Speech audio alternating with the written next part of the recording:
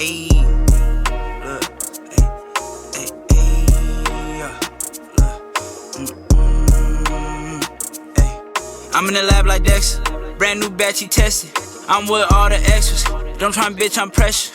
I'm the type to step on steppers, I'm the type to step on steppers. I'm the type to step on steppers, I'm the type to step on steppers. What is going on, everybody? Welcome back to another episode of the New Media Podcast. I'm your host. We hope you enjoyed the last episode because, as always, today's going to be an even better episode. I got the whole crew with me. Everybody's in the house today, and today we're going to be doing a little bit of NFL news and NBA news combined. We'll go ahead and start off with the NFL topics we have for you guys on display today. Daniel Jones and what he's demanding in the market right now for free agency. Derek Carr and his recent situation with the Las Vegas Raiders, Aaron Rodgers returning from his 4-day hiatus, and what does that mean for the Green Bay Packers? Jalen Ramsey and DeAndre Hopkins being available on the market right now, where we believe they should end up. And lastly, of course, we have to talk about one of the best quarterbacks in the league, Lamar Jackson, and him not having a contract at this point. What the Baltimore Ravens are going to do. So that'll be our NFL news for today, and then we'll go ahead and jump into NBA news and Damian Lillard and his comments on ring culture recently. We're not going to be talking about a 71-point game. Two, the Dallas Mavericks and their experiment. How is it going? Whether we believe it's working or not. The Clippers losing 5 straight since signing Russell Westbrook, and then we'll go ahead and close out with Kevin Durant making his official debut for the Phoenix Suns, and whether or not we believe that team should fear the Phoenix Suns. But of course, before we jump into today's episode, temperature check. How's everybody doing today? Man, it's been a while since we talked about some NFL, man. Already. Free agency's around the corner, so so I'm excited, but it might happen. Who knows? Hopefully Lamar gets out of that place. Aaron Rodgers might be a Jet. We'll see what happens. Whole lot of stuff, man. Yeah, there's a whole lot of stuff that we got to get into, and with that being said, let's go ahead and jump right into it. Daniel Jones, joining the free agency market this year, is demanding reportedly $45 million in the market. So do we believe that he is worth that much money? That's kind of crazy, man. Like, imagine like a year ago we were having this discussion and like someone mentioned Daniel Jones wants $45 million. We'd look at them crazy, and part of me still kind of looks at them crazy. Well, I do think Daniel Jones did take a step in the right direction this year in terms of playing in Brian Daboll's system. He limited a lot of his turnovers, especially considering the situation that he was in. He didn't have that many options at wide receiver. Really, his best option was Isaiah Hodgins, and of course, Saquon Barkley in the backfield. But if you're paying a quarterback that much, and this is also going to lead on to the Derek Carr discussion in a bit.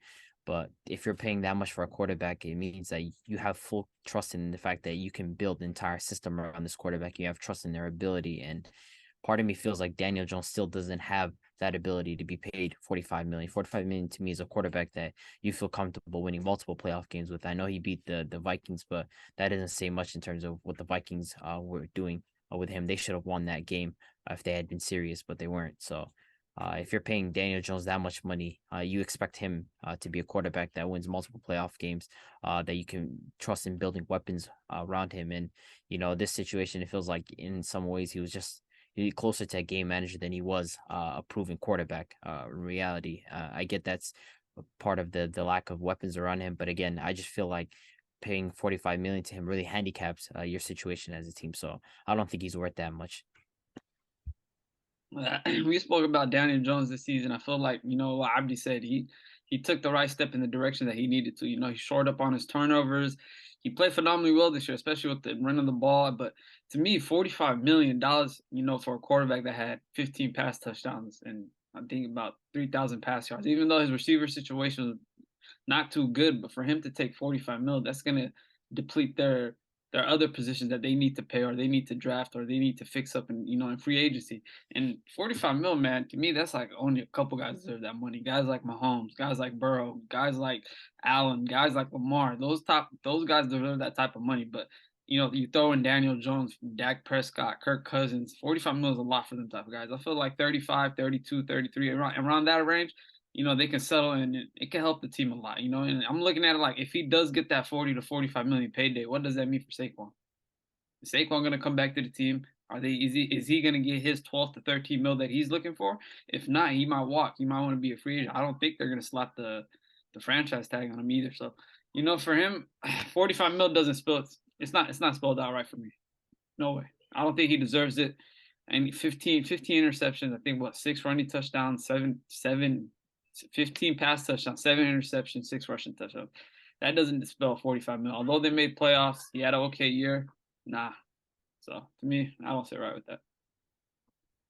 I'm not gonna lie. When this report first came out, it was a good laugh for for a guy like Daniel Jones to come into this offseason demanding 45 million is a complete joke. And the New York Giants kind of put themselves in this position. Daniel Jones leading up to the last season was pretty much a bottom 5, bottom 10 quarterback in this league, and one good year pretty much changed the outlook for the New York Giants and their future. Of course, Brian Dable played a part in that, being hired there.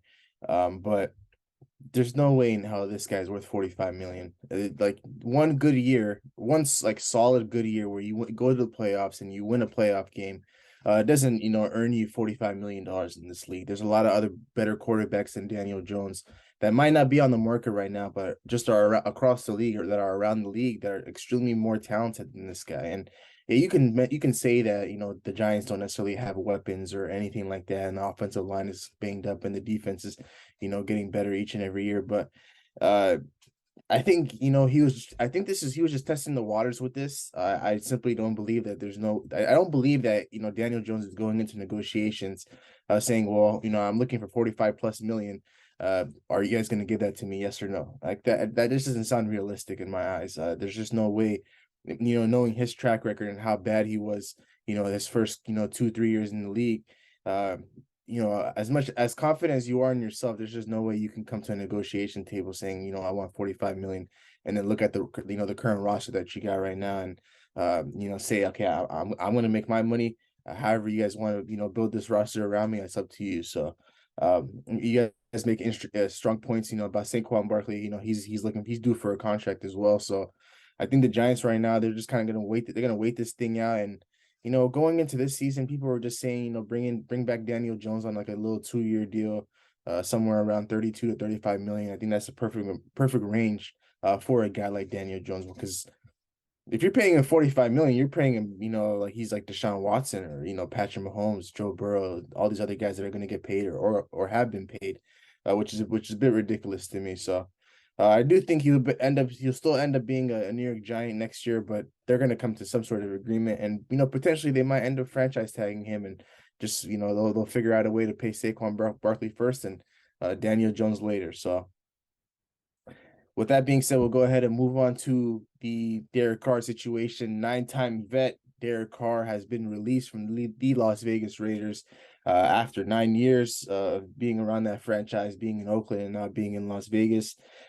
What's next for Derek Carr? Well, there's some interest from teams, of course, the Jets, but they seem pretty hell-bent on getting Aaron Rodgers first if they can. Then it seems like Derek Carr is kind of their backup choice between the two. And then you have the Saints that are floating around, and the Panthers. It's like, to me, it's like the evaluation of what Derek Carr brings to a team. I saw Robert Saleh and a couple of people make comparisons between him and Matthew Stafford, saying it was really just a matter of the situation that he was put in, and if he's put in a winning situation, then he can produce. And I have no doubt that, of course, if he is put with the Jets, that's a monumental upgrade on whatever they had before with Zach Wilson and Mike White. And I feel like with the weapons that they have over there, that they can definitely be a good team. But it's like, if you're paying Derek Carr 35 million, what kind of expectations do you have, especially for a team like the Saints? The Jets, it makes a lot of sense to pay a quarterback because they are in dire need of a quarterback. But the Saints, where do they stand now? Are they looking? They're starting to move into that position where are they looking to rebuild? Are they looking to stick with the same team that they have and actually just get a couple upgrades and then make a playoff push? Like, what is the timeline for them? And the Panthers, it makes no sense for them to go out for Derek Carr, in my opinion. They're in a full rebuild. They don't need a quarterback like Derek Carr. They're not close to what the Lions were when they signed Jared Goff.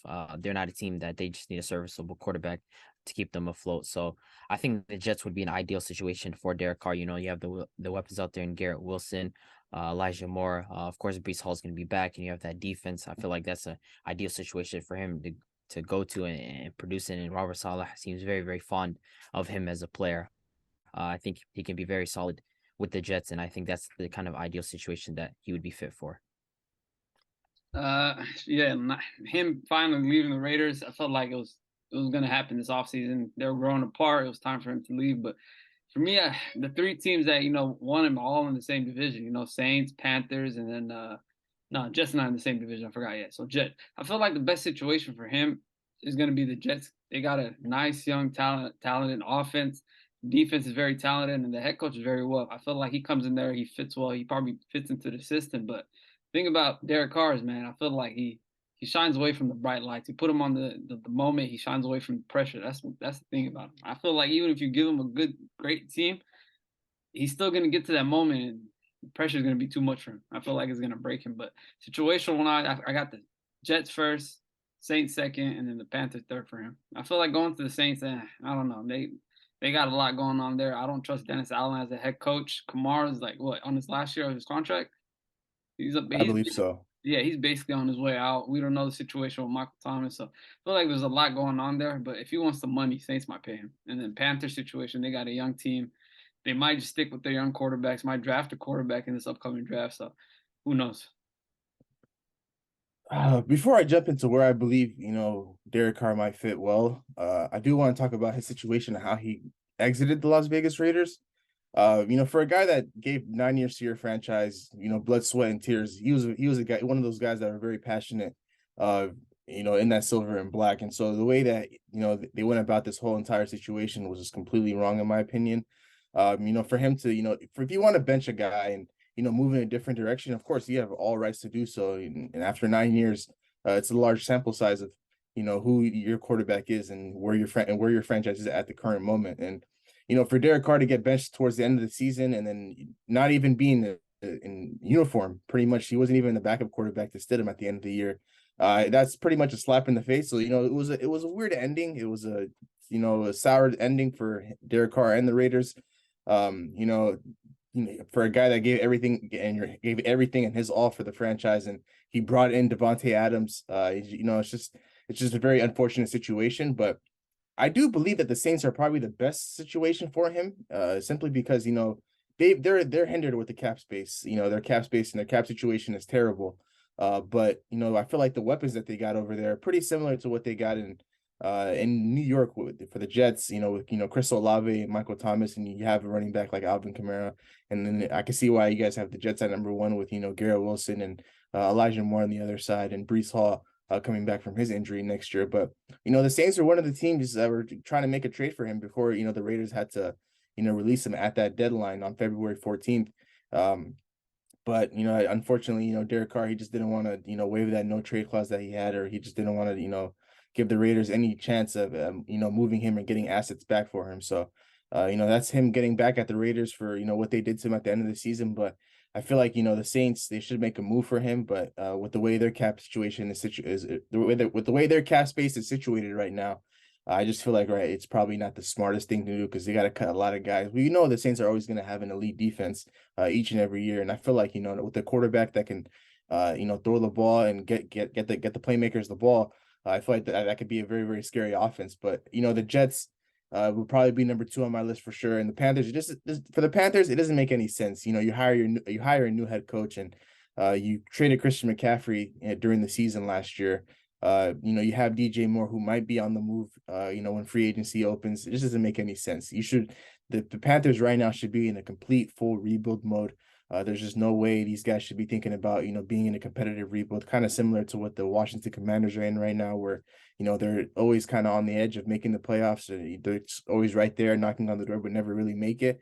I just believe the Panthers should just, take advantage of this opportunity and take these next couple of years off and try to rebuild and retool this roster with this new head coach, and kind of just have him stick around and not necessarily have to, figure out, not necessarily have to put yourself in a situation where, well, we signed Derek Carr. What are the expectations? Are we trying to make the playoffs in a weak division that we're in with the Atlanta Falcons and the Buccaneers losing Tom Brady, and then the Saints, or are we just going to retool this roster so we can make a one final push a couple of years from now where we can really run the division? So I think the Saints would be the ideal fit, but I wouldn't necessarily be too mad about it if Derek Carr ended up being a New York Jet.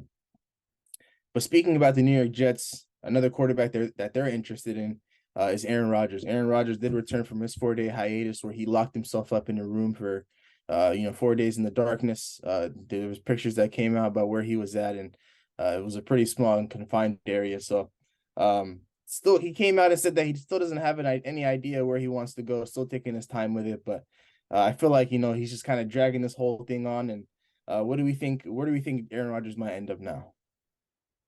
I mean, I can't nothing has really changed for me in what I've heard and what I've seen so far from just like Twitter and other social media platforms. It seems like it's relatively just like this same type of situation where we have no clue whether he wants to play for the Jets, whether he's still on the cusp of maybe even retiring, or if he wants to stay in Green Bay for that final year.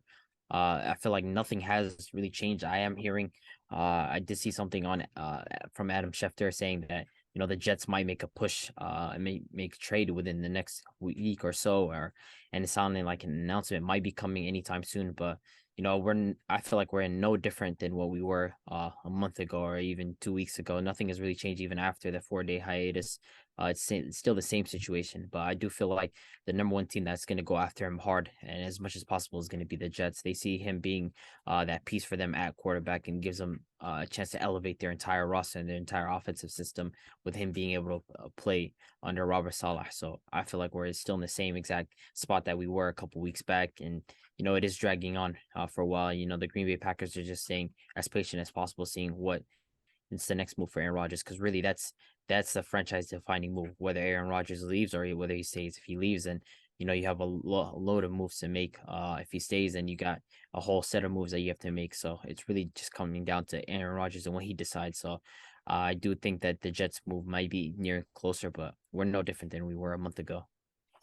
Yeah, I really still believe it's going to be either the Jets or he's going to stay with the Packers to me. And it's the same situation from before. I feel like the Jets are all in, but Aaron Rodgers on the brink of, hey, do I want to leave Green Bay? Do I want to leave this comfortable situation that I've been in my whole career? And it's like, does he want to step out that comfortable zone that he's been in, try, go to another team and compete for a ring? Can he do that with the Jets? I feel like, it's the right situation for him. They got the talent on the offensive side of the ball. They got the talent on the defensive side of the ball. And I feel like his time's up in Green Bay, man. I feel like he's done enough. I don't know if they're going to give him the help that he needs. I don't know if they're going to upgrade the offensive talent on that side of the ball for him. And Packers defenses, sometimes they're good, sometimes they're bad. They showed up in the end of the season last year. Early on in the season, they were getting trampled on, but the last couple of weeks, I can say the last 6 to 7 weeks, they were decent and pretty good. But to me, after that little 4-day go away that he went on in the dark, I feel like he still hasn't made his decision yet. That's why we haven't heard anything. And who knows what he can do, And he might just stay in Green Bay, be like, I'm just gonna retire a Packer. But if he goes to the Jets, I feel like he could compete for another Super Bowl in a tough AFC. So we'll see. I'm not gonna lie, for him to not have a decision at this point after making a whole scene about him going into the darkness and locking himself up for 4 days, this is just all too much. I thought he was gonna have his decision a couple of days after he came out, but I think personally, for one, I want this guy out of my division as quickly as possible. If it keeps on dragging out, I'm just gonna believe that he's gonna end up being a Green Bay Packer next year. But personally, I do believe that I think Aaron Rodgers might be contemplating retirement. I don't think I know the Jets are the ideal situation where they're gonna make a strong push for him. The Las Vegas Raiders were a team that were interested in the beginning, but they did come out and say that they're out of the sweepstakes. They're not looking to make a move for Aaron Rodgers. So unfortunately, we will not be seeing an Aaron Rodgers, Devontae Adams reunion in Las Vegas. But I don't know. I think Aaron Rodgers, it's either the Green Bay Packers or it's retirement. The Jets, they can only do so much to try to get him. But at the end of the day, this guy, there's just something off about him personally. For him to, go through the darkness, not have a decision, continue to keep on coming on the Pat McAfee show and, saying, he was saying some comments about, how the Packers are moving on from like Brett Favre to him. And then it took some time when Brett Favre came back from retirement and they ended up trading him. So the Green Bay Packers, even if he comes back, it's not going to be like the best situation in the world. They're still going to have the same problems as they did yesterday. That $50 million is just going to end up in Aaron Rodgers' pockets, but the offensive talent on that side isn't necessarily the greatest. So how are they going to be able to compete with teams across the league, or not even just teams in their division? It just doesn't make any sense. I feel like it just might be time to for Aaron Rodgers to call it a career. I do believe he has some left in the tank. I do. I mean, I said the same thing about Tom Brady, but he retired himself again. But Aaron Rodgers going back to Green Bay, for me, I would hate it, but I would understand it simply because from a money aspect, you just don't leave $50 million out there on the table. And then if the Jets if he does make a move to the Jets, what is their ceiling? What does that make them? Does that make them the Super Bowl contenders or just playoff contenders? I guess we're just gonna have to wait and see on that once we get more information. But we'll go ahead and move on to Jalen Ramsey and DeAndre Hopkins. The Arizona Cardinals and the Los Angeles Rams have been rumored to put these two players on the trade market this offseason. They're looking to trade The Arizona Cardinals are looking to trade DeAndre Hopkins for, I believe, a second-round pick, and the Los Angeles Rams are trying to move into a different direction. They released Bobby Wagner. Those two parted ways, and I think Jalen Ramsey is the next guy to go. So where do we believe these two players will end up? Like with DeAndre Hopkins, I feel like an ideal situation. Of course, I'm not the biggest Mac Jones fan. You guys are aware of that, but I feel like him going to the Patriots would be a positive move, especially for them being able to add a veteran wide receiver who I believe is far from washed. I feel like that situation would be ideal. And Matthew Judon came on. I think he was just trolling with his tweet saying, DeAndre Hopkins, he's signing with the Patriots, but I feel like that situation would be ideal for them to get a guy like DeAndre Hopkins. I've heard the Cowboys are in the mix, but it feels like they're in the mix for everybody because apparently they're looking to get Jalen Ramsey as well and pairing him up with Trevon Diggs. But with regards to Jalen Ramsey, I'm not going to lie. I feel like an ideal situation for him would unironically the Lions. I feel like the Lions would be a good spot for him to land because they really are in desperate need of that defensive help. Offensively, we know how solid they are as a team, but I feel like if Jalen Ramsey and I don't know, their asking price might be a first rounder. I think that was revealed recently that they might be asking for a first rounder with Jalen Ramsey. So, if there's a team that definitely has picks, it's going to be the Lions, and I feel like that situation would be ideal for them. The Cowboys are in the mix as well, looking to add Jalen Ramsey to the opposite side of Trevon Diggs, but the Lions to me would be an ideal situation for them to land Jalen Ramsey and the Patriots getting DeAndre Hopkins. So that's how I see it. Yeah, the two spots for me, DeAndre Hopkins. I feel obviously the Cowboys are always going to be involved. I feel like they need another elite receiver alongside CeeDee Lamb to open up the field a little more for Dak Prescott. I felt like it was a little of a problem last year in the season and in the playoffs, just having CeeDee as your only target on the offensive side of the ball, passing wise.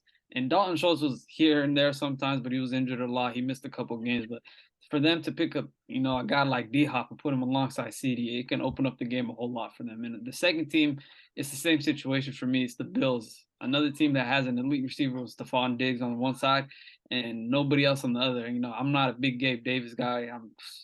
We said it in the beginning of the season. Abdi said he was going to be a big number 2. He was going to take this step, but to me, he's not a fantastic receiver. I feel like, same situation. You put D Hop on the other side of Diggs.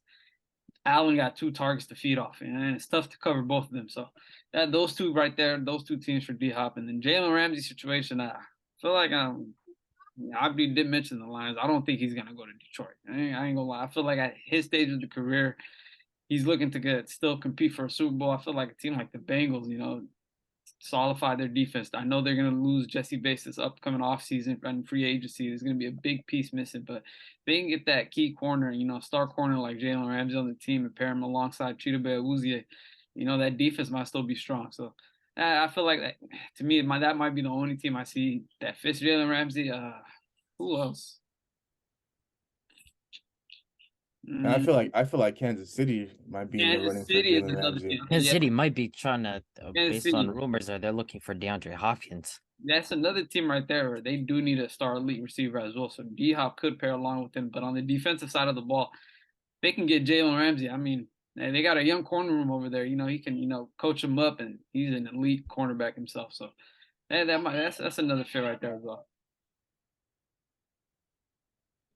Yeah, for me, for Jalen Ramsey, I think Detroit. I think he laughed at the option at going to Detroit on Twitter. So, but it would make sense for him to go there. The team that desperately needs, defensive back help.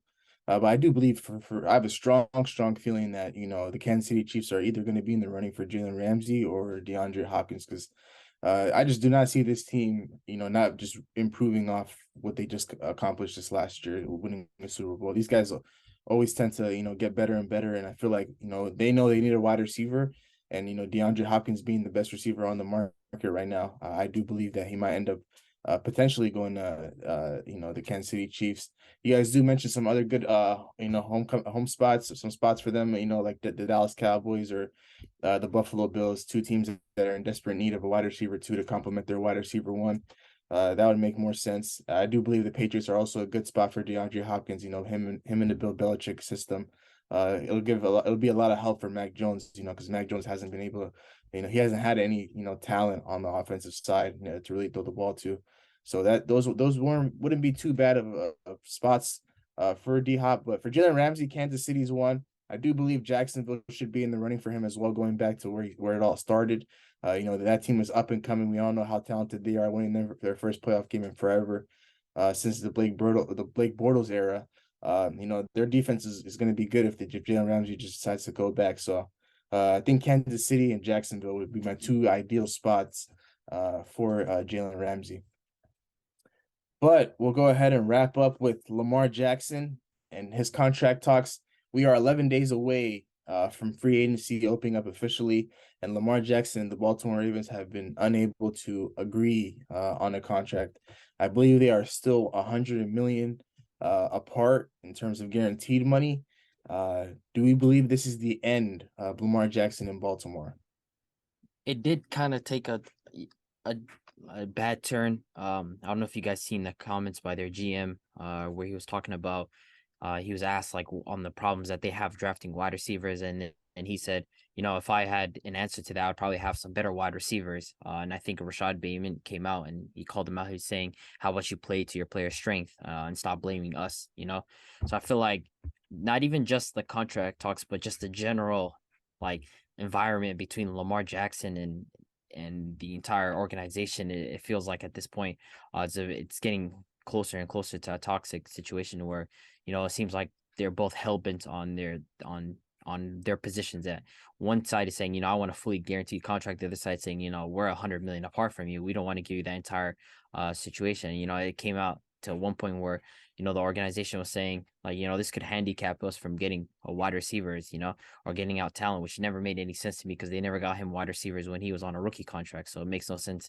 for that to be happening now. So, I feel like the best situation is for any team to go after Lamar Jackson, man. I like the Ravens. It seems like it's not even just a matter of, we'll do the whole like sit out for a while, we'll figure it out. It just doesn't seem like it's getting any closer from when it started initially in the beginning of the season. When we started the season, we said by week 3 maybe it'll be wrapped up, and by then it wasn't, and they're still at the same exact spot.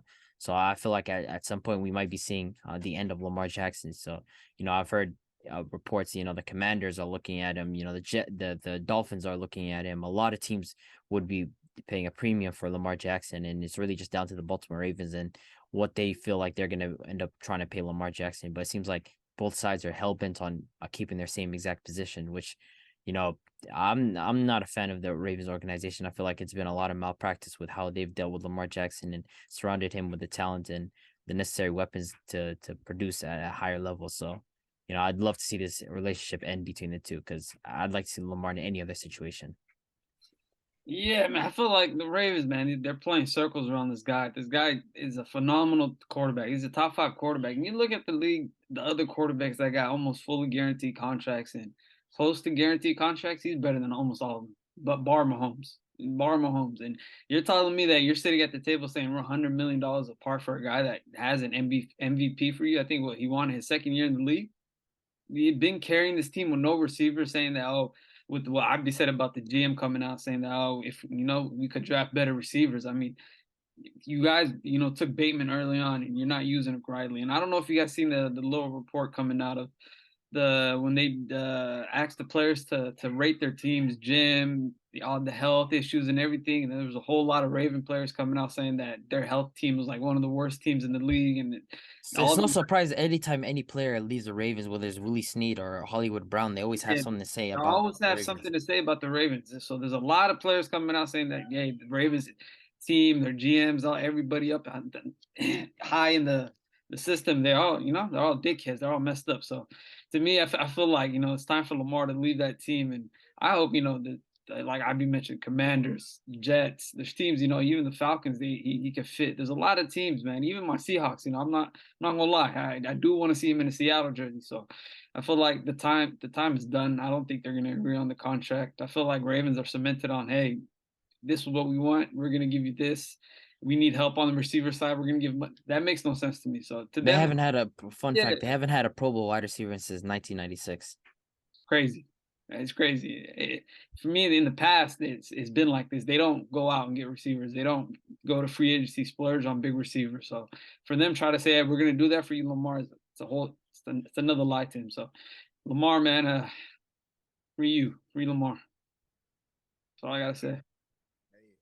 I'm not gonna say I'm the biggest fan of Lamar Jackson's contract demands. For him to be demanding a fully guaranteed contract, and of course, every quarterback that's due for a contract will always reset the quarterback market. So he'll be the highest paid quarterback when he gets paid. But to get everything fully guaranteed, I believe, is a little bit ridiculous, simply because Lamar Jackson, his health situation, not being able to stay on the field for an entire season these last couple of years. So I can understand why the Baltimore Ravens are hesitant in giving him all that fully guaranteed money.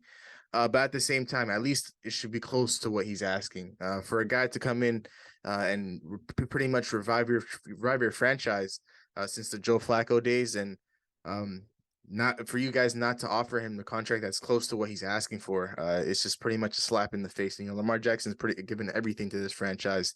He's taken it from the ground up, and even back when he made his playoff debut, subbing in for Joe Flacco and against the Los Angeles Chargers, I believe, up until now, he's done right by that franchise. No weapons. It doesn't make any sense. He's still out there and producing each and every week. The offensive coordinator being terrible, it doesn't necessarily, it doesn't necessarily do much for him. It doesn't matter to him. Each and every week he's going to go out there, he's going to ball, and he's going to put his team in the best position to win. But to answer the question, I do believe his time in Baltimore is up, because there's just no rekindling this relationship. There's just no way the Baltimore Ravens and Lamar Jackson are going to agree on a number that's, either fully guaranteed or close to what he's asking for. There's just no way you can go back to a franchise that doesn't necessarily value you as a top quarterback in this league. This will never happen to any other quarterback across the league. But unfortunately it's happening to Lamar Jackson, and whether or not that that a part of it has to do with him not having an agent, or him representing himself. At the end of the day, this is Lamar Jackson. It doesn't matter who's representing him. It could be anybody. It could be his mom. It could be his dad. It doesn't matter who's in his corner. Each and every week we know Lamar Jackson, what product he's putting out there on the field. But for the Baltimore Ravens to not necessarily see that and not necessarily analyze the roster that they constructed around him, it's just silly. So some nice spots for Lamar Jackson. I know the Atlanta Falcons, they have potential to go get him, and I think the Seattle Seahawks are one team that should definitely go grab him. If you give the Baltimore Ravens Geno Smith and maybe one of those top first round picks that they got this year, and probably pair it up with another pick in the following year, it's a move that works well for both franchises. The Ravens go get a quarterback in Geno Smith, where you don't have to pay Geno Smith a fully guaranteed $200 and something million contract. You could pay him the bare minimum, somewhere around 30 to 35 million a year, and then you can have all those draft capital. And then Lamar Jackson goes to a situation in Seattle where you have DK Metcalf, you have Lockett, and then Kenneth Walker in the backfield. You still can retool that offensive line and build on that defense. So I believe that would be a good situation as well.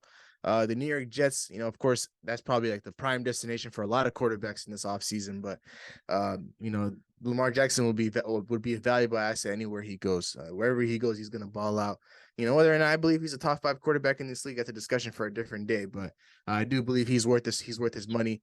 No, you're a hater. No, you're just a Yeah, he's definitely a top 5 quarterback. Come on, Nah, man. I don't know, but We've established that. yeah, he's a good quarter. He's a great quarterback, and I do believe he's worth his money. He's each and every week he's putting up numbers. Of course, injuries play a part in this game, and that's part of the game. And he's been unable to stay healthy these last couple of years, but it is what it is. At the end of the day, he's given he's done enough for the Baltimore Ravens franchise to earn himself a fully guaranteed contract or something close to that. So I don't necessarily disagree whatsoever with what he's asking for, and I do believe his time in Baltimore will be up really, really soon, as soon as free agency kicks up. Because there's no way I see Lamar Jackson going into the season playing on a franchise tag. It might be a similar situation to Le'Veon Bell where he sat out and pretty much didn't return for a full season and ended up getting moved to the New York Jets.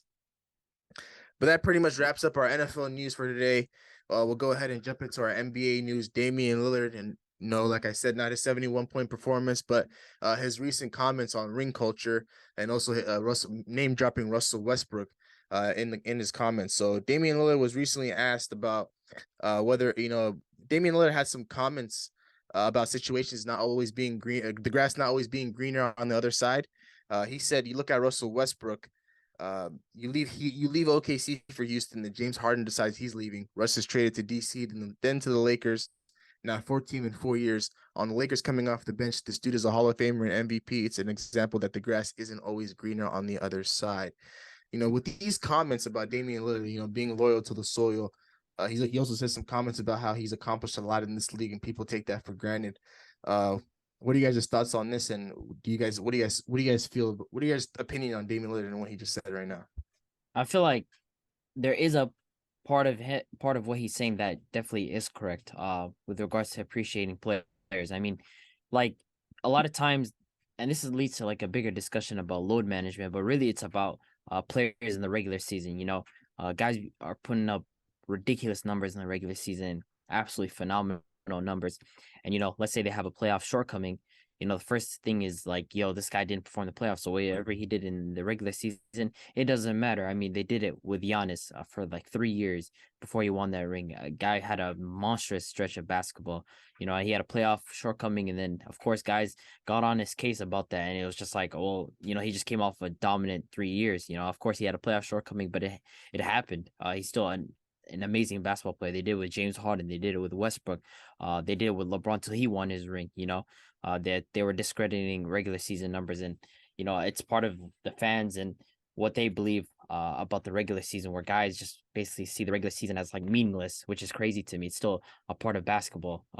It's a huge part of basketball. I mean, for a player to go out there and perform night in and night out, it's just a testament to their greatness and their durability. And that's a big reason why load management is a huge thing now, because guys were complaining. Fans were saying, nothing matters until the playoffs. So, why should players risk their body and not just play in the playoffs? So, regarding the whole situation about the grass is green, I feel like Damian Lillard is kind of deflecting about the fact that, when you're a player who is losing every single year, right, or you're not in a position where you can constantly win, then I feel like you're getting comfortable losing. In reality, Dame every year, it feels like it's the same reporter every time too. It's Chris Haynes every single time reporting, Damian Lillard saying, I'm not ducking the grind, I'm not running away from nothing. But it's kind of running away from the grind when you're comfortable losing every single time, when you don't go and put yourself in positions to win. Kevin Durant, of course, I don't respect his move going to the Warriors, but him leaving OKC and trying to find a different situation to win, that's respectable. Trying to find a different situation. James Harden, same thing. He wasn't happy with Houston, same exact thing. Westbrook, LeBron James going to Miami, like all these different situations. It's just players looking to try to get themselves in positions to win. And Damian Lillard would be comfortable losing every single year in Portland. Doesn't mean he's happy with it, but in a way you become comfortable just being, okay, I put up these 40 balls, which are a testament to how good he is, but it's not enough if you want to go to the playoffs and you want to make a push. I get Portland, you've been there for a while, it's your city, you love it. But it's time to move on. If you really want to be a winning player and put yourself in a position to get a ring, you have to leave that situation, because it's clearly obvious that they haven't built a roster around you, and it's still not there yet. So, for him to use Westbrook as an example, to me, it just didn't sit right with me, because, Westbrook, he tried to put himself in a position to win. He got hurt in the bubble. The Wizards, which just wasn't as good of a team, and, he's kind of washed now when he signed with the Lakers. So using him as an example just doesn't make sense to me. You hit most of the points. I'm not gonna, add too much to it, but I want to have an issue if Dame didn't come out every other week tweeting, "I'm loyal to the soil. I'm in the grind. I'm this and that. I'm here forever. I can win a chip with this team." He is in no possible way to win a championship with that team. Every time he tweets, "Yeah, I can win a championship with this team." He's sitting at the 10th seed. They're fighting to make the play-ins, and then he's over here saying, "Yeah, I'm loyal. We can win a championship with this team." Think I feel like it's a front for him just to say that, hey, I'm this type of guy. I stuck with this team forever. It's not like he's not like Kobe. He's not like Tim Duncan. Guys like that brought five chips to their team. It's a difference. Those guys achieved greatness. He hasn't achieved anything to say I'm doing something for this team. I have won something. He hasn't won anything with Portland for him to say, hey, I'm one of the best in the league, or I'm here and here, and when I'm done, when I retire, my name's gonna be sold in Portland. No, it's like you haven't achieved anything, and I feel like he's a little scared to take that step out of the comfortable zone that he's been in the last 10 to 12 years in that team to find a way to win a championship. Like Abdi mentioned, guys like Harden stepped away from it, guys like LeBron, guys like KD, guys like Westbrook, guys like CP3. Everybody's been out of that moment to find a new team to try and achieve to get a ring. And if you fail, you fail. But to take that step to do it is different. So for me, I don't know about the guy. And it's always just loyal to the soil. I don't think he's gonna want to get out of that comfortable zone. And I don't ever think he's gonna win a championship with Portland. So for me, if he stays with Portland, it's the same thing over and over. You make the playoffs, first round exit, second round exit, and then right back to tweeting. So yeah, that's what I think. Yeah, these comments by Damian Lillard, not necessarily surprised that he, mentioned Russell Westbrook, and he said something along the lines of the grass is not always green on the other side. I understand Damian Lillard. He's a big loyalty guy. He stands on loyalty, and he's been loyal to the soil with the Portland Trailblazers, and people can honor that, and people can respect that. But ultimately, when as a kid, for him, his dream was to make the NBA and get himself out of his situation and give himself a better life for not only him, his family, and his future family with his wife and kids. And once you make it to the league, that dream doesn't necessarily just end there.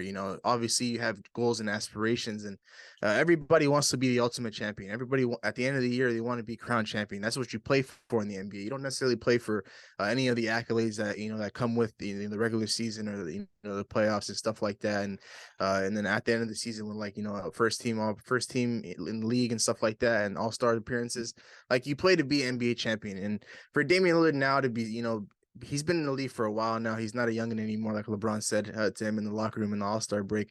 You have to put yourself in the best situation to win a championship. And Damian Lillard, he understands that the Portland Trailblazers aren't the ideal situation for him to win a championship, but he's stuck in his ways right now where he believes that I'm so loyal to this franchise, and this is home to me.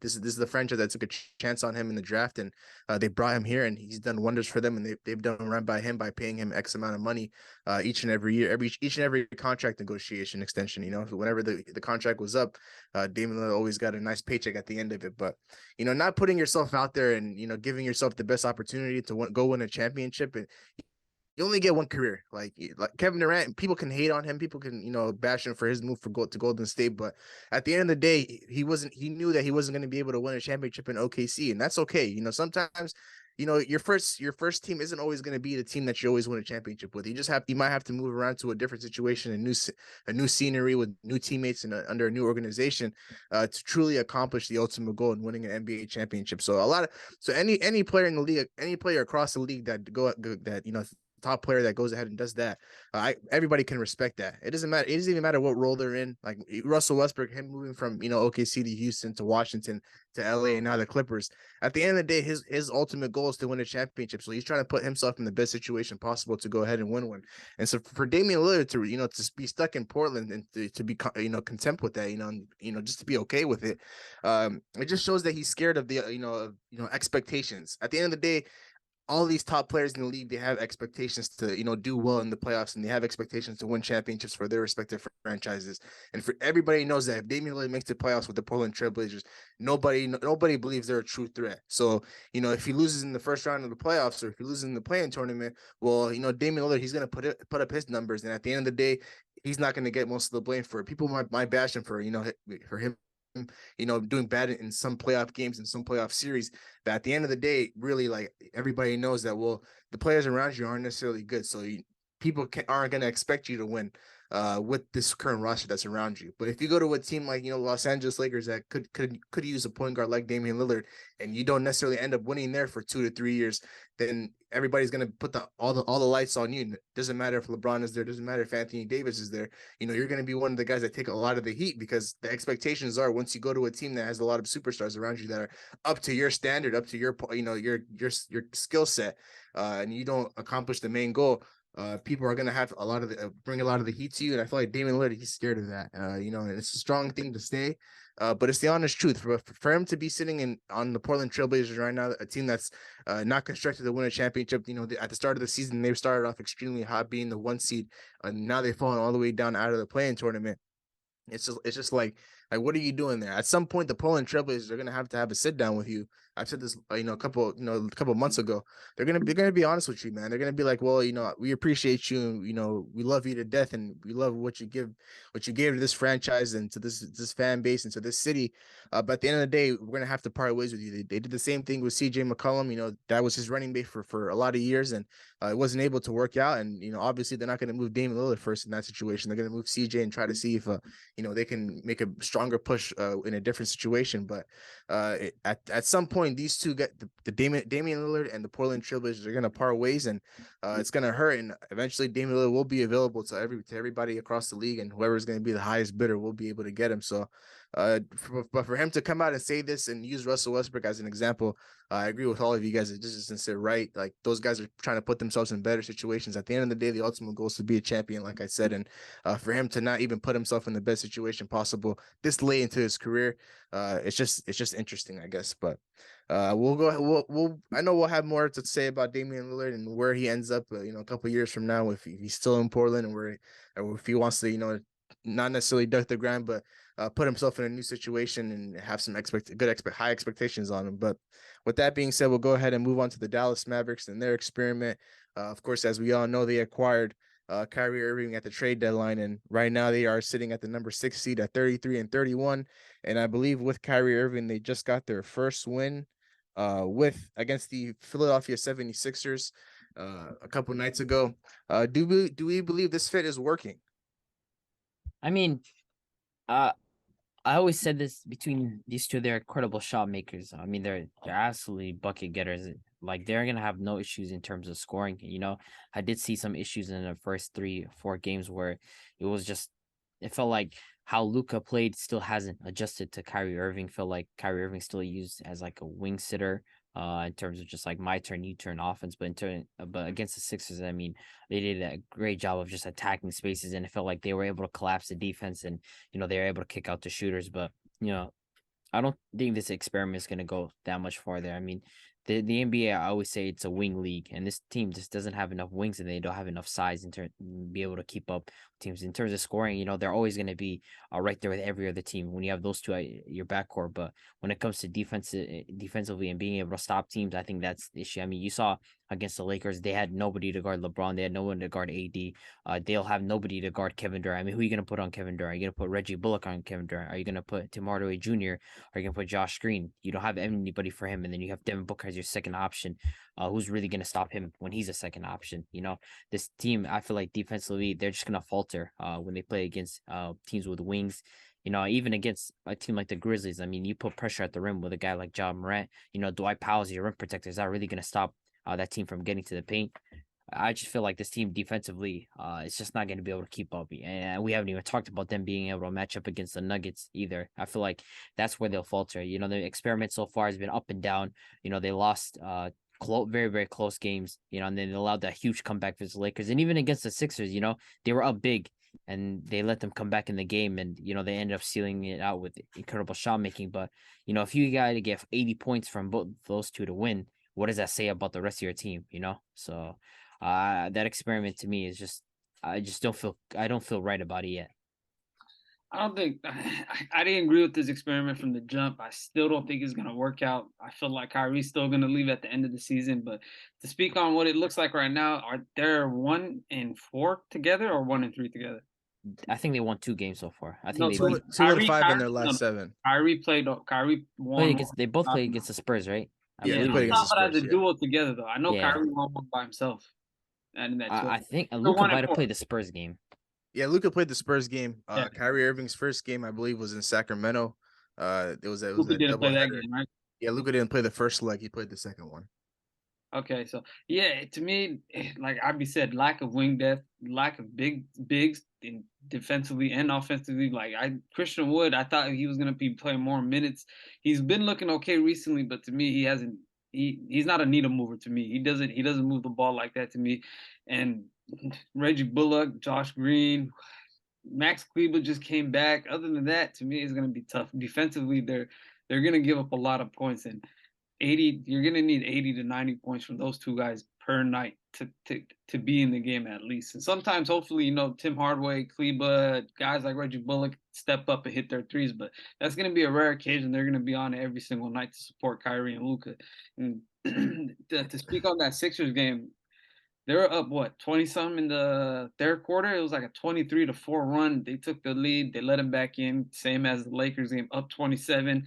They let him back in the game and they let him win that one. But they've been giving up, big leads. They've been losing a couple close games. They still haven't meshed together well in late game situations. But yeah, at the end of the season, I feel like Kyrie's still going to leave. And I feel like they traded a lot of pieces in draft picks just that Carr got for 4 to 5 months to play for you. So yeah, I don't think it's going to work out. It's still early on for me to judge this pairing between Luka Doncic and Kyrie Irving. Of course, we all know how talented both those players are, but when you make a trade for a guy like Kyrie Irving and you pair him up with another superstar like Luka Doncic, it's gonna take some time to gel. And it's only been of course 7 games that they've played together, but they don't necessarily have an identity of who they really are. Early on when they first started playing, when they're in crunch time situations, these guys are just passing each other the rock back and forth. They like that game against the Minnesota Timberwolves.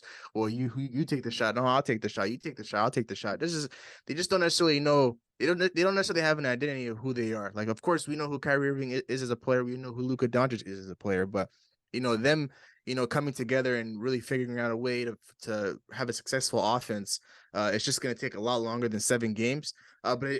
These 7 games have just not been good. They have a lot of bad losses, like one to the Los Angeles Lakers where you're up 27 points, another to the Indiana Pacers, a team that's on the outside of the play-in tournament in the Eastern Conference. Like, there's a lot of games that these guys dropped that they should have won, and even their very first game together in Sacramento, where they had opportunity to win that game, and I believe that second game went to overtime. And the Sacramento Kings are a very, very respectable team, so I'm not trying to take anything away from them, but these guys don't necessarily play a lot of defense, and we did highlight that when this trade was being made. Like, at the end of the day, you're going to have to defend a lot of these guys, and there's a lot of talent across the league. There's a lot of bucket getters and shot makers, and if we just believe that the Dallas Mavericks don't necessarily have a lot of the tools to defend these guys. So it's going to take some time for Kyrie Irving and Luka Doncic to figure it out as a backcourt, but as a fully constructed roster, as a team led by Jason Kidd as a head coach.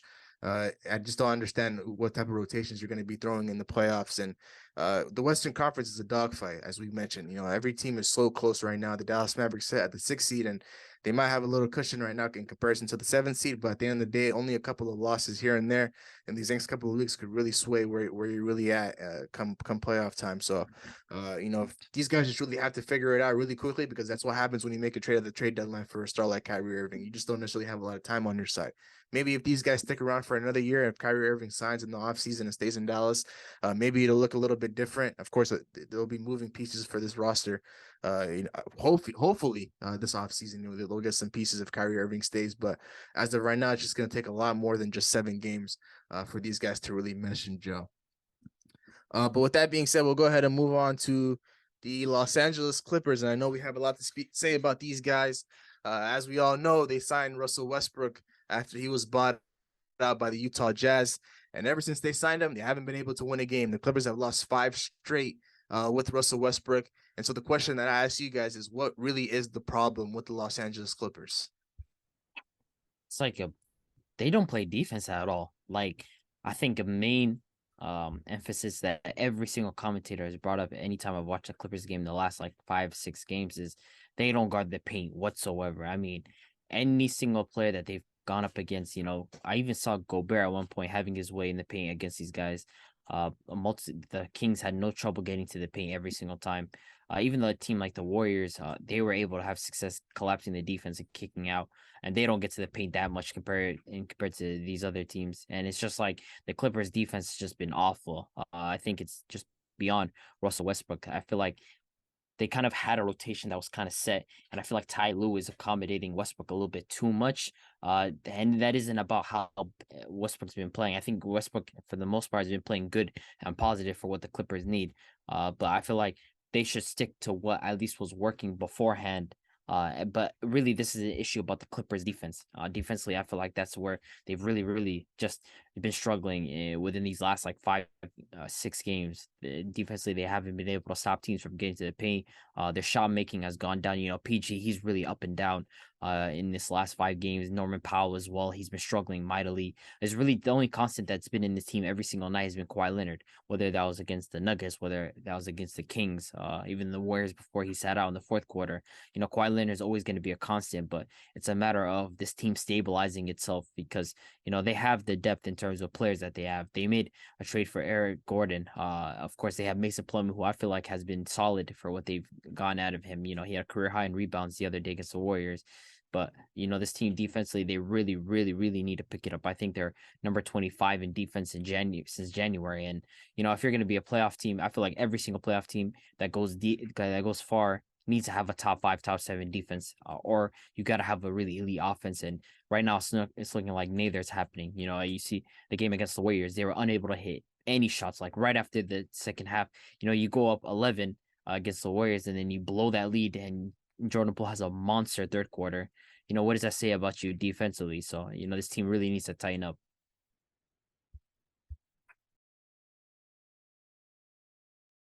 The Clippers, once they signed Russell Westbrook, I mean, it's crazy.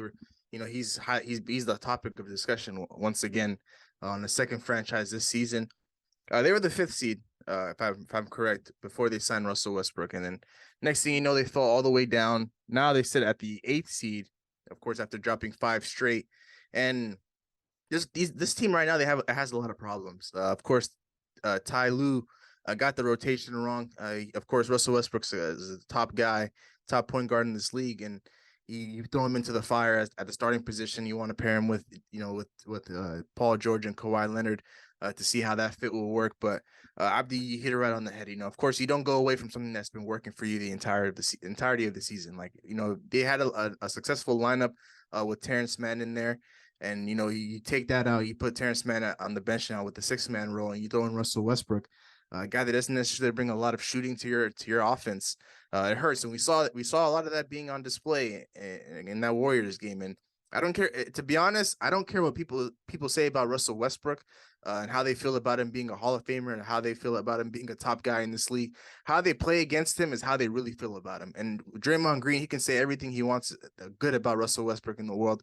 But at the end of the day, the way he defended him in that game just shows how he really feels about him as a player, because the Los Angeles Clippers are really just playing 5-on-4 on offense. Like, Draymond Green was all the way in the paint, helping out, guys that were cutting backdoor and double teaming guys like Kawhi Leonard and Paul George when they touch the ball, leaving Russell Westbrook at the top of the key, always wide open and shoot it at any jump shot, or, not true, just be a threat out there. Like, Russell Westbrook pretty much, he's been solid for the Clippers since they signed him. But at the end of the day, if the Clippers have to go out there and play 5-on-4 on offense every single night, and you're unable to play this guy in crunch time, then he might have to just go back to that role, being a 6-man for this team. And I said this when this trade happened, when this move happened for Russell Westbrook. Like, the ideal situation for Russell Westbrook would have been a spot where he's not under the bright lights and the expectations aren't necessarily too high, where he can just play freely and play his game. Where if people just want to sag off him and with him and the ball with him in his hands, like, at the end of the day, it's all good, because you're not on a team that's a championship contending level team like the Los Angeles Clippers, who were sitting at the 5 seed before this move happened. And this fit, I don't think it's gonna work out whatsoever. Like, it's hurt them more than it's helped them. Of course, losing 5 straight and signing him, and with the Western Conference being so close, now you drop all the way down to the 8th seed. Russell Westbrook just has to revert back to his old role with the Los Angeles Lakers. And, Laker fans are being, proven right now. What they were saying about him during his time there, LeBron James being able to average 30 points on the floor with a guy like Russell Westbrook not being able to provide. Just once again, Laker fans are having the last laugh at this one. So I'll go ahead and give the floor to Big Ish. I know he has a lot to say about this. I'm not really, man. I'm not for the Clippers dropping 5 games in a row since Westbrook came on their team. I don't necessarily blame Westbrook for a couple of those games, but the Warriors game has showed a lot, like the spacing and everything. Like Draymond just sat in the key and he was daring him to shoot every single possession. He was like, just shoot the ball, and that takes a lot of rhythm out the team when a guy's not shooting and he's just standing there and wide open. Like, what's gonna happen? And there's no movement. Everybody's ball watching. The defense to me just fell off ever since Westbrook came to the team. I don't know if it's his effect or they just started playing lazy ever since All-Star break. But to me, they're going away from what was working for them. Kawhi and PJ were cooking up before this All-Star break. They were on a little roll. Kawhi was getting healthy. He's not missing any more games. But now it's a lot of close games they're losing. A lot of key games coming down to the wire, like against the Clippers back-to-back times, they're losing. A couple other games is close, they're losing. So for me, it's like, coming down the end of the game, they gotta sharpen up. Some of that goes to Ty Lue, some of that is Westbrook, and I'm kind of happy. We said this about Westbrook. The spacing on the floor on the Lakers, it does not work. A guy that can't shoot the ball, a guy that doesn't have a mid-range, and the guy that even at the finishing at the rim is not good at it anymore like he used to be when he was playing for OKC and the stint that he had with the Rockets and Wizards. But for me, it's looking at the Clippers, man. They got a lot of stuff to talk about. They got some pieces on the bench. Norman Powell. They upgraded with Eric Gordon. They got Plumlee from the Hornets, right, as well. So they I feel like once they get healthy, once Zubac gets back into rotation, they got something cooking up. But you got to put Westbrook on the sixth. You got to put Westbrook on the bench and let him run with the unit. They got a nice little bench unit. If Westbrook can lead that bench, I feel like Westbrook, Batum, and Norman Powell and Plumlee off the bench would just be way more effective. I feel like that's just Gordon, you throw Eric Gordon on there. That's a solid 5 off the bench. Like I feel like that just makes a lot more sense. Like you start what you come off with the bench with Westbrook, Norman Powell, Batum, Plumlee, and Eric Gordon. That's like a solid like 5 to bring off the bench. But to me, another guy on the starting lineup that it doesn't fit well for me is Morris. Morris, bro. Yeah, another guy to me is twin, bro. Yeah, twin. His game is it translates back to 1970 basketball. He's like pull up mid-range jumpers. Bro, the guy, Brandon Bass. That's what he reminds me of. A little skinnier than Brandon Bass, but that's what he reminds me of. He got to get off the lineup for the Clippers, bro. But I don't know, man. Kawhi been cooking up though. I feel like he's coming back into form. And when it comes to playoffs, if they can get the rotation down, Ty Lue I think they might end up if Ty Lue is smart, I think he should just go with Robert Covington. That just makes more sense. But that guy, he's not alive no more, bro. That guy's not alive. He finally got minutes yesterday. He had 15 points. See, and yesterday was even without Kawhi, Westbrook had a good game, but another close game that they lost. Giving up offensive rebounds. Kings just have their number, man. You just have their number, so you said they're sitting at 8th seed? Sitting at the 8th seed right now, I believe 33 and 33 or 34, 33, something like that. We talked about how Clippers are going to be a defining force in this West. It's a big struggle for them, and I feel like it's going to be a bigger struggle down the road for them. So we'll see what happens, but Westbrook got to move to the bench. They got a solid bench unit. I feel like Westbrook can carry that bench unit. If he carried the Lakers bench unit, he can carry that bench unit. I mean, it's just a mental block right now for Russell Westbrook, because I think Draymond said this best. I'll give him this. He said, in basketball, you're taught to take the open shot if you're open, but if you're open constantly, each and every play, like you have an open look and you're not knocking that shot down, it does a lot. It does affect you mentally during the game. Then you start to question yourself. Well, should I take this shot? Should I pass this to the better shooter? Should I try to make an extra play, knowing that I'm wide open? So Russell Westbrook, like I said, he wouldn't have to deal with all of that if he was just on a team that doesn't necessarily have championship aspirations. And for him to be on a team like the Clippers right now, back to where he was in square one with the Los Angeles Lakers, not being able to figure out his role on the team, it's just going to be interesting to see how this whole thing plays out. And I mean, another guy that that's not necessarily getting a lot of the heat, of course, is Paul George. He hasn't been playing well whatsoever, and of course, he had his good game last night against the Kings in Kawhi's absence, but it ended up it resulted in a loss. But he hasn't played well at all. And he had some comments as well earlier this week where he said, he's come to terms with that he can't win a championship with being the number one guy. And, I believe it takes a lot to say that, because of course if you're confident in your skill set and who you are as a player, you should always, and you're a top guy, one of the top guys in this league, you should always feel confident in yourself and to say, well, I believe I could be the number one guy to win a championship. But, I'm not going to go ahead and knock him saying that whatsoever, but he does have to step up his play massively. And the Clippers do have a lot of other problems. But Russell Westbrook, like I said, is going to be the topic of discussion each and every time these guys lose, because he's their newly acquired acquisition at the trade deadline, the buyout market, and they haven't won a game since. And this team is supposed to be competing in the Western Conference alongside teams like Denver, Phoenix, Golden State for that championship. So, losing 5 straight now, maybe in a couple weeks' time, we might have a different discussion about these guys, but it hasn't been looking well whatsoever so far. So with that being said, we'll go ahead and move on to our last topic of today's episode, and that's Kevin Durant. He made his debut against the Charlotte Hornets on Wednesday.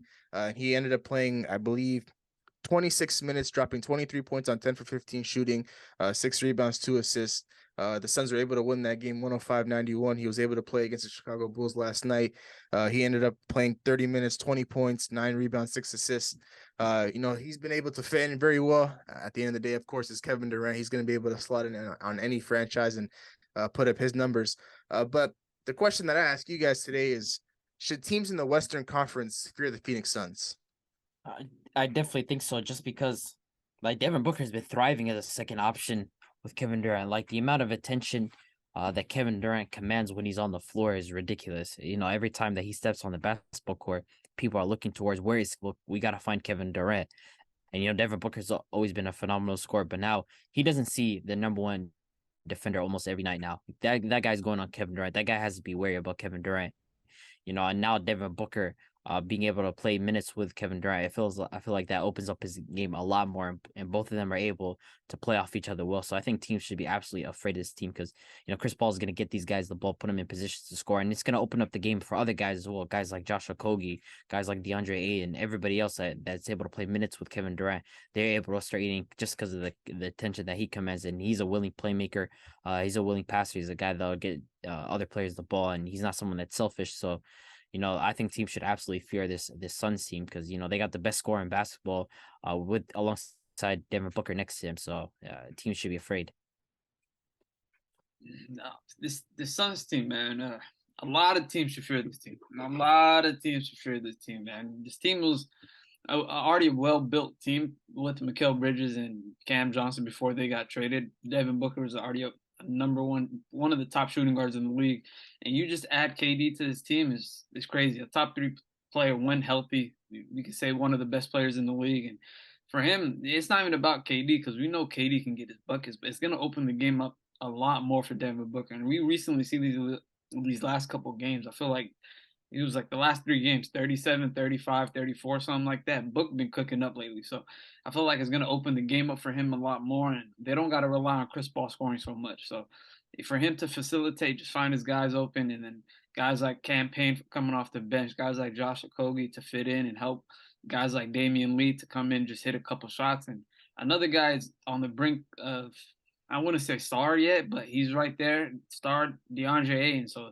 they got another piece right there that can get a cool 18 to 20 points a game, and it's another piece that helps a lot. So I feel like teams should fear the Suns team. I feel like they are going to go far in the playoffs, and if everything can mesh well, it might be a finals one. So we'll see what happens. I'm not gonna lie, I'm gonna have to disagree. At first, when this trade happened, of course, we all labeled the Phoenix Suns the team to beat in the Western Conference. But after taking some time to really looking at this roster and how it's constructed, yes, you have Devin Booker and Kevin Durant. You have a strong scoring punch there. Chris Paul, he's really going to be the X factor for this team going into the playoffs, because his play is really going to determine whether or not these guys will go far and accomplish the main goal, which is winning an NBA championship, because he hasn't been playing well whatsoever. We all predicted that he was going to take a dip this year, and we're seeing it each and every night. And of course, DeAndre Ayton being a quality big man in this league, we know what he's about. But at the end of the day, he's been like pretty much inconsistent. He's up and down sometimes. Sometimes he's good, sometimes he's bad. But I look at the rest of this roster, and I know when we talked about this trade, we said the fourth guy doesn't matter. The bench mob, the bench squad doesn't matter. But I feel like when you run into teams like Denver Nuggets, you run into a team like the Los Angeles Clippers, you run into a team like the Golden State Warriors, guys that, franchises that can play, large rotations, come postseason time where they're paying 8, 9 guys.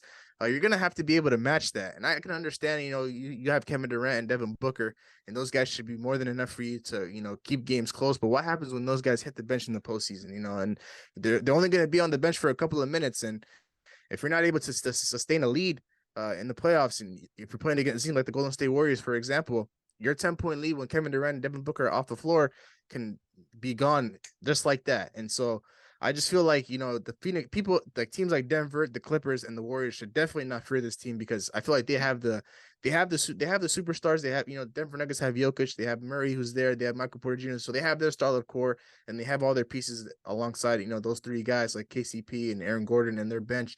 Then you go to the Clippers, Kawhi Leonard and Paul George. And of course, we all know how deep those guys are in terms of, a quality rotational players.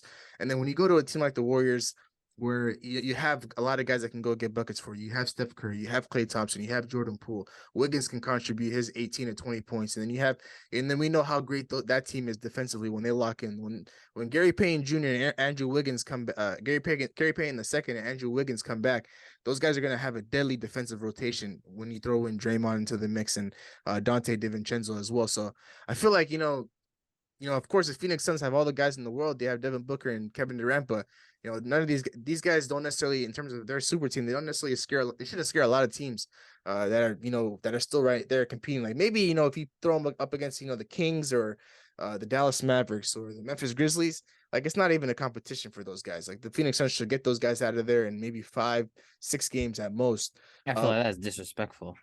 I feel like you guys should understand, man. The Kings ain't scared of nobody, man. The Kings are not scared of any team in the West.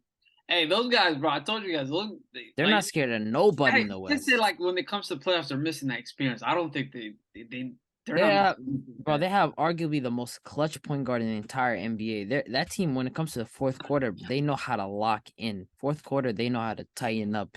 Like they're defensively, they're not as good as some of these other teams that you mentioned, but offensively, they can go toe to toe with absolutely anybody in the entire NBA. So I don't think the thing is, I already understood this as nobody. Like think about it, 1 through 8. Who's scared of anybody of each other in the West? I don't think anybody is thinking, damn, like we really got to match up with each other. Maybe the Grizzlies and the Warriors, they hate playing the Warriors every time because they have their number. But outside of that, really, any team in the West can go toe to toe with anybody. As far as the Lakers, when they're healthy, they can go toe to toe with anybody. The Clippers, same thing with them. The Warriors, the Grizzlies, the Suns, any of these teams, even the Mavericks. When you pull up with Luka and Kyrie, that's different. So that's just how I see it. I mean, I agree to a certain extent, but the Kings, they've been playing well so far this year, and I mean the one thing I did highlight for them is experience come postseason time, and who knows what might happen come in April and May. So before we jump into that type of discussion, to get back to this Phoenix Suns team, they're a very, very well coached team, of course, with Monty Williams, but at the end of the day, when you don't necessarily have a lot of the solid rotational players like these other teams do, that just forces you to play guys like Kevin Durant, guys like Devin Booker, CP, and DeAndre Ayton heavy minutes come postseason time. And it's going to be interesting to see how they shape up come postseason time when they match up against these teams, because I believe the Suns have a matchup with the Warriors a couple of weeks from now, and I haven't looked at their schedule yet, so I'm sure they play a lot of other teams in the Western Conference. But depending on how this season ends for the Phoenix Suns, it might change my opinion.